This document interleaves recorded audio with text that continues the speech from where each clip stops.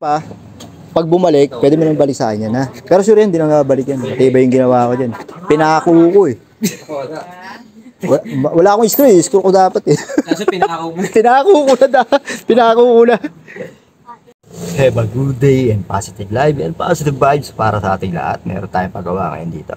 Itong Infinix, yung power button ng ating Reva Pips. Dinayo pa tayo ito. Need ko lang kailangan i-zoom. Makikita naman ninyo kung ano yung naging problema. Nilagyan na lang din niya ng tape yung power switch.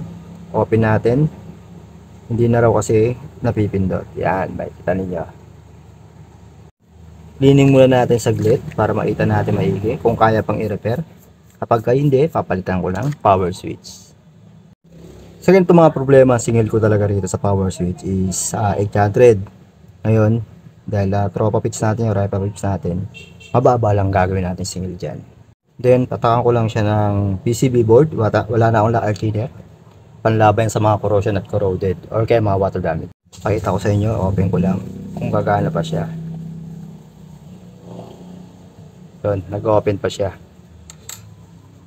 Kita ninyo? Ka-open pa. Yan, ibabalik ko lang yung kanyang membrane. Ito yung membrane na sobrang liit. Ayan, nakapansin ninyo, maliit lang yan. Yung kulay silver na yan, ibabalik ko lang din. Pero dadagdagan natin. Naibalik na natin yung yung membrane. Ngayon, papalitan ko lang siya din ng tape para maging maayos. Okay, we check this out. Nalagyan ko lang siya ng tape. Go-open na, diba? Okay na. Yun lang, ganun lang kasimple yung ginawa natin. Then, balik na natin. Assemble na rin. Check natin kung gagana siya. Check this out. Gumana na. Check natin ulit. One click na lang. Diba?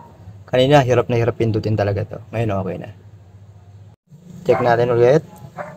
One click. Off natin.